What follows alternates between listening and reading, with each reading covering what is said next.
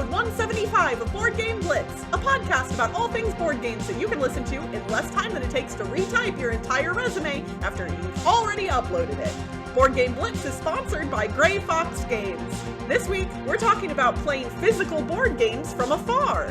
First, we discuss a couple games we played recently, Hunt a Killer, Body on the Boardwalk, and Artisans of Splendent, Vale. Then, we talk about ways that you can play a board game remotely with your friends and family. And now, here are your hosts, Amby and Crystal. We have an announcement before we hop into the main episode, and I'm not even going to say it's a quick little announcement because it's a really exciting announcement, and that is we have officially launched our brand new Ko-fi page, and we are so excited about it. For those of you who don't know what Ko-fi is, it is a website where creators like us you can buy us a coffee, basically, is what Ko-fi is all about. And we have set up some really cool membership tiers on our Ko-fi page that you can support for as little as $2 a month. And there are tiers that are above that.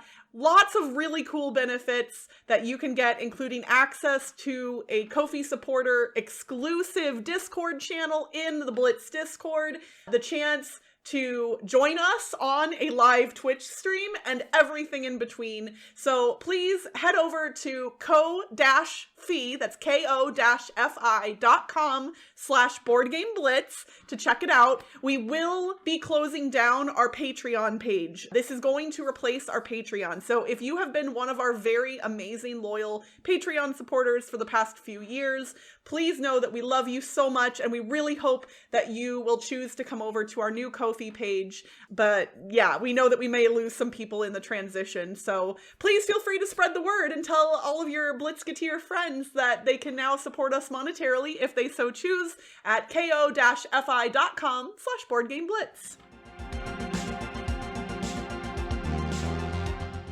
Recently, we both got a review copy of Hunt a Killer, Body on the Boardwalk, which is published by Hunt a Killer. This is a murder mystery type game. So Hunt a Killer is a company that makes a lot of murder mystery games. They're all single play. And I talked about one of them before on the podcast in episode 137, Murder at the Motel. So this one is Body on the Boardwalk. If you can tell by the title, these are about murders.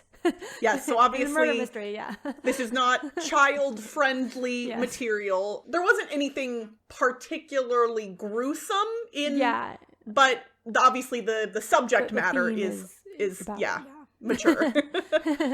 But you're a detective, well, I think you're like a private investigator or something, and you're helping solve this case. But in the box, there's a lot of different files. There's like a letter, there's a box that has a lock on it, like physical objects, some photographs, letters, different things. And then you're going through finding codes. And then there's like the tin box that has a lock on it, and you have to find the code for that lock. And then it has more clues in there. And so you're trying to like identify the suspect of a case based on other people's alibis and stuff. So I talked about it, the other one, Murder at the Motel, and I said I really liked it. I think it's like one of my favorite murder mystery, like of this type of genre where it's like the murder detective game with different types of photographs and stuff. I don't know what that is called, but that type of game. I like this a lot because it has the physical components and like the bonus surprise after opening the case, because you get like you read through the first part and then you solve a little puzzle and then you get to open up more stuff. It's like, ooh, oh, okay.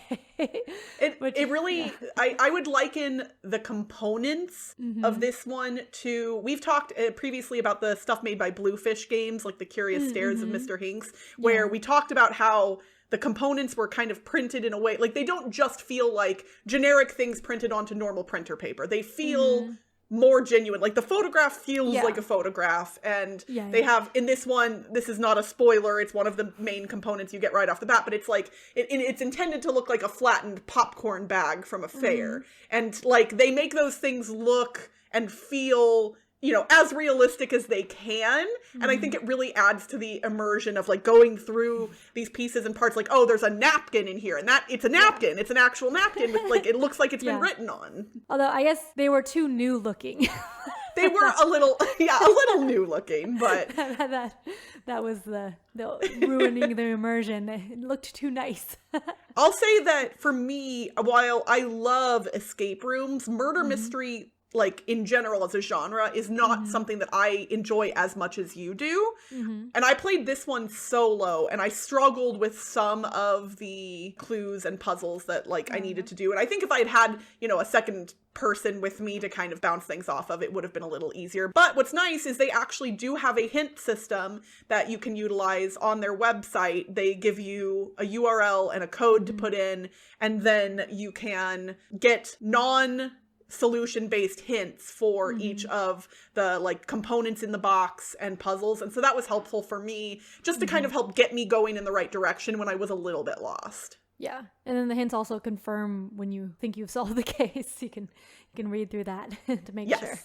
Yeah, there's a solution envelope that has the answers in it, and you can also look up the solution on the website as well. I think this was really well made, really well produced. The story was interesting. You can tell a lot of thought and care was put into the creation of this box. Yeah. Oh, and like other than the hint system, you don't need the internet for anything. Correct. Like, it's all contained within the box. So which is what I like. I like ones that are contained within the box usually. I don't really like having to Google things normally. Sometimes it's okay, but like most of the times I just want it contained in the box because then it's like the board game part. I don't know. I guess when I do like physical escape rooms, they don't want you on your phone, right? It's all contained within the room. So I like things like that. Yeah. I don't remember enough about Murder at the Motel to be able to compare Body on the Boardwalk to that. So I don't know which is better, but I liked both of them a lot. I mean, that speaks well for the system, right? It seems like the people at Hunt a Killer have kind of got their formula down and they know what they're doing. So if you are a person who enjoys murder mysteries, whether that's in book form or otherwise, I would definitely take a look at this series because they're making some pretty cool little games here. The next game that I'm going to talk about, I am so excited to tell you all about. It is one that I backed on Kickstarter literally as soon as it launched, and I got my copy in the mail here just a few weeks ago, and that is Artisans of Splendent, Vale, made by Renegade Game Studios and designed by Nikki Valens. And I don't know if y'all remember, but I love Nikki Valens, particularly when they create narrative adventures a la Legacy of Dragonholt. Nikki previously worked for Fantasy Flight Games, and Legacy of Dragonholt is one of my favorite gaming experiences of all time. Artisans of Splendent Vale, I mean, for lack of a better description, it's like Legacy of Dragonholt, but on all of the steroids. It is the narrative RPG-esque choose your own adventure, also a board game, also all of the things. The game comes with a storybook similar to the way Plaid Hat Games does stuff, where you flip different pages and each page is basically kind of a scenario. They're called action scenes in this game. And what you do is every character has their own book, like an entire giant book. And based on how many players you have, anywhere between 2 and 4, each player takes their character's book, and then you choose one person to be the main narrator, but everyone has to read different parts of things in their books, and you go to different entries in your book based on where it tells you to go, and then you have a map, and you have an adventure log. You're writing down notes in both your character sheet and in the general adventure log for the entire group. And we've played through now... how many sessions? The way the game's broken out, it's into days. So each day basically is what you could consider to be a session of sorts that lasts between like an hour and 2 hours. And we've played probably 8 or 9 at this point sessions. And I cannot tell you how much I love this game. It is exactly what I wanted it to be. It is well written, emotional, dramatic, evocative, to the point where we have had multiple moments where like the emotions got so deep that like it was almost like really like sad feeling, and where we were laughing out loud uncontrollably. Like, the game has surprised us in a number of ways based on the way the narrative is going, and it really makes you feel like the choices that you're making are important, but it doesn't seem, at least thus far, to penalize us for making any particular choices. Like, it made it very clear if there was a time-based thing, like, hey, you might want to go do that, but it doesn't force you to. Obviously, I'm being very vague because I don't want to spoil any of the story, but I will give you the brief description from Board Game Geek so you have a little bit of an idea of the theme. Long ago, a splendid streak of crimson fell from the sky and carved the valley from the earth. The foliage that the light touched grew wild and fierce, and the wildlife grew larger and more fearsome. Life prospered in the Vale. So basically, there are all these meteors that fall to Earth, and the material that these meteors is made of changes the landscape. And it is a key component in the story. It's called materia in the game. The game is cooperative, so everybody is always working together, but some players will have more information than others and will have access to certain abilities. All of the players are unique in their abilities and what they can do, what their actions are, and the game has a system similar to games like Seventh Continent, where you have a repository of cards that you're drawing from in a box and then adding to specific decks that you might have to draw from later. There are stickers for both the cards, the character sheets. Like, you actually, if your character gets injured, you put a sticker onto your character on your character sheet to show that injury. Like, my partner's character has a horn and he got injured, and so now he had to put a sticker over his horn, like his horn is damaged. Like, it's very, very cool, and I cannot say enough good things. I am not sure if this one is widely available yet. It's just been shipping out from the Kickstarter. Oh, it looks like you can order it directly on Renegade's website. It is not a cheap game. It's also not a small game. So obviously, you know, the value is different to every person. But if you like narrative adventures, this honestly is probably one of the best I've ever encountered thus far. So, wow. Artisans of Splendent Vale, it is gorgeous in so many ways, and I cannot recommend it more. I want to try it, but like I don't have the time for like yeah a campaign-ish game, really. Yes, that honestly, I feel very lucky to have a partner who also enjoys these types of experiences that I can play with, and we'll actually talk a little bit more about that in the thematic segment coming up. As I alluded to before the break, we are going to talk a little bit about, I'm going to kind of use this as a jumping off point for our conversation. My partner and I are currently long distance. We get to see each other occasionally, but not all the time. And when he came to visit most recently, we played through a whole bunch of Artisans and both fell in love with the game. And he's not going to be able to visit again for a while. And I was like, I don't want to wait to play more. So what we did is we split up, like he took his character's book and all of his character's cards and weapons and abilities and things like that with him. And I kept the board, the storybook with the pages in it, my character's components, and he took some of the dice. I kept a bunch of them. And we actually have played it remotely now, where I set up my iPad to face the board where the action scenes take place. And we just get on Discord and video chat with one another and read the story from our individual books. And there will be times where it's going to get a little bit fiddly because with the stickers and things like that, obviously I have all of the stickers here with me with the box. So if he has to add something to like his character sheet or character cards, we're going to have to use sticky notes temporarily on his side.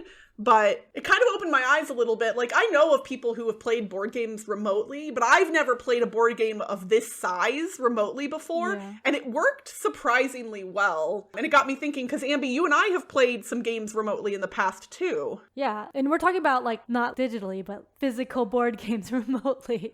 Yeah, because we've streamed some because sometimes we want to stream and then we want to use a physical game. Cooperative games work really well for this because a lot of times cooperative games have no hidden information. Well, any games with no hidden information work well. But we've done Flashpoint and Horrified, I think. Yep, and we played Mall Madness remotely as well. Mall Madness, yeah. I think with those, we only needed one copy of the game.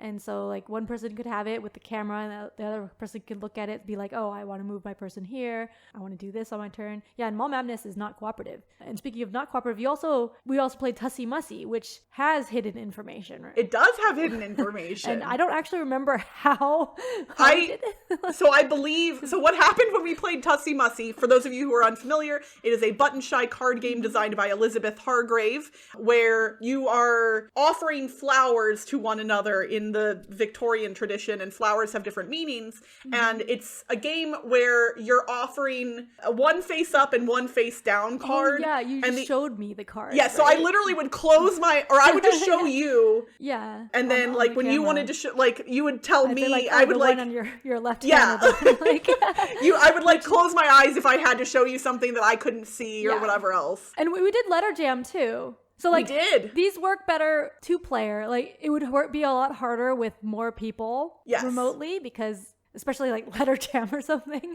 Oh my gosh. I can't even imagine how that would work. Yeah, I don't know. Because like with letter jam, we did it where you had all of the components and I didn't have any. If everyone had a copy of letter jam, they might be able to do it remotely because they would have their own thing, and maybe. I think the distribution of letters might get weird because if everybody was, I know there is, like, you can do it with an app to like choose the letters, but I don't know if everyone could somehow do that at the same time.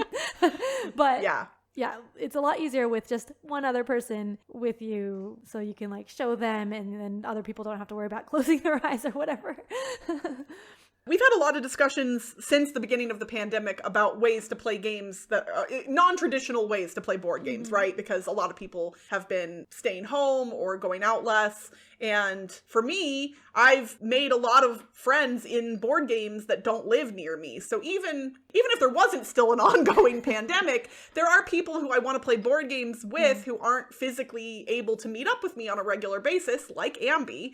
We do enjoy playing games together, and we don't get to that often. So I think this is kind of just it's continuing to open my eyes on the ways in which, while I do love sitting around a table with a group of people, having that shared experience in the same space, I also do just love games. Like, it's not just about the physicality of it for me. And so it's neat to have options, and I don't know if I would have imagined that something like Artisans of Splendent Vale would even be able to be played remotely, but we're making it work. And I imagine there are a lot of other games that would work similarly, where either both people would have to have a copy of the game, or you might have to split components up for some games, or just have one person controlling everything.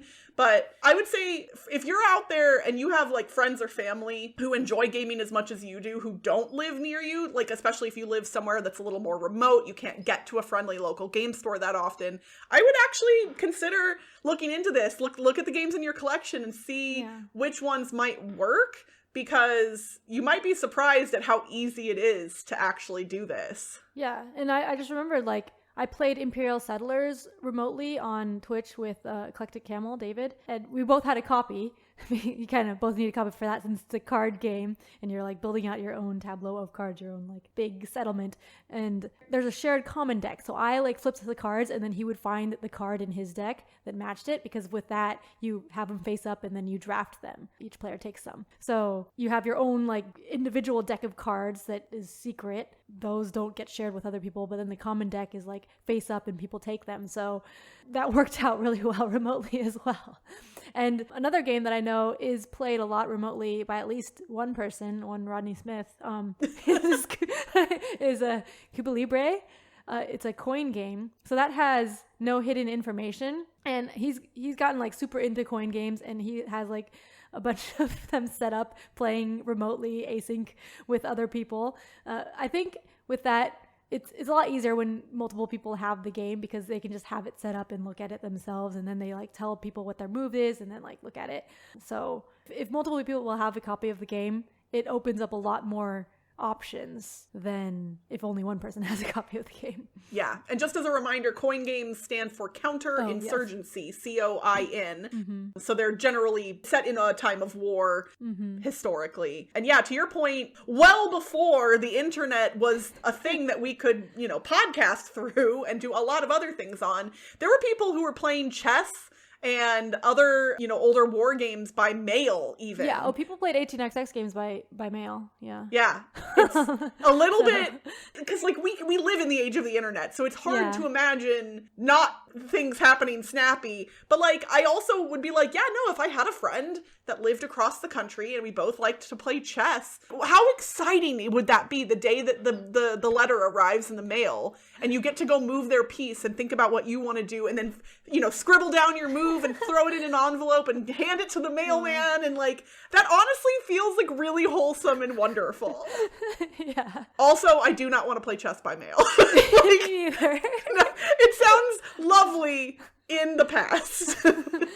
And if I liked chess. Yeah, I will admit, when I was in middle school, I was in an after-school group called Strategizers, and it was entirely based on abstract strategy games, and we would go compete at other middle schools, and like, it was funny because I think there were 8 different strategy games that were part of the lineup, and to be eligible for like the big prize at the end of the event, you had to have played each game at least once. You could play certain games multiple times, but most of the games were really fast. Things like Nine Men's Morris, like that doesn't take very long to play. Chess often took the longest, and so it was always like, oh, I have to go play chess. It was the one that everybody dreaded, but there were like a handful of kids who like focused on the chess thing, and they would like get really good at that. But I always was like, play chess once and then I'm done with it. Although I have been playing story time chess with my kids. Ah. Well, so far we've only gotten to the king part. But it does a little story for each piece. So like the King Shaky doesn't walk very far because he eats a lot of pizza and like can't move very fast. And then he wants to like go, he drops all his pizza and then he has to move one step and pick up a pizza and eat it, and then move another step and pick up another pizza and eat it. And like, so he has a little mini game with the king, and then you put the pizza pieces out, and then so you move one space and get the pizza. So it's like really cute. If I remember correctly, our friend Raf Cordero of the former Ding and Dent podcast actually taught, I believe, his oldest to play chess via the Storytime chess. I think that might have been where I first heard about it. And then a bunch of people were saying it was good, and then I got it at the Barnes & Noble sale. Nice. So. Well, I just wanted to, share with our listeners this new thing that I've kind of been doing that I think is really neat, and just hopefully inspire some of you. Obviously, it's winter here in America, at least. It's cold. Nobody wants to go outside. The weather's bad. There's still a lot of illnesses flowing around. So if you are really itching to play a board game and you can't get anybody to come over, take a look at your shelf and see maybe you can hop on a video chat with a friend and play something remotely. And that's it for this week's Board Game Blitz. Visit our website, boardgameblitz.com, for more content and links. This episode was sponsored by Grey Fox Games. Stay tuned for more info about Prophets of Doom, an exciting new game where you are the founder of a doomsday cult as the apocalypse approaches. New for 2023, Grey Fox is offering an exciting offer for Blitzketeers. Get 10% off your entire order, including promos, exclusives, and upgrades that aren't available anywhere else by using the code BGBLITZ2023 at checkout on greyfoxgames.com. Join the Blitzketeer community on Discord for community game nights, discussions, and more by following the link in the show notes. Support the show by leaving us a rating and review on Spotify or iTunes. And make sure to check out our brand new Ko-fi page where you can support our work for as little as $2 a month and get access to fun new rewards, including a private Discord channel, behind-the-scenes info, personalized shoutouts, and more. Just visit ko-fi.com/boardgameblitz today. Our theme song was composed by Andrew Morrow. Technical support provided by Toby Mao. Until next time, but I would play 500 games, and I would play 500 more, just to be the gal who played 1,000 games and still wants to play more.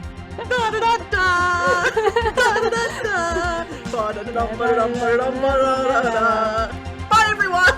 Bye, bye, bye!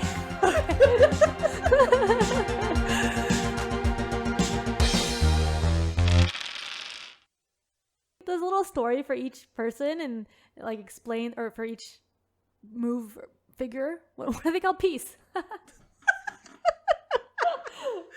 that's a blooper. Okay, that's a blooper. All right. But I would walk 500 miles, and I would walk 500 more, just to be the man who walked 1,000. Oh, that's the wrong one. I just realized I was doing the wrong one. It's too. Okay, until I was like, "You're doing great. Those aren't the words, but you're doing great." Okay.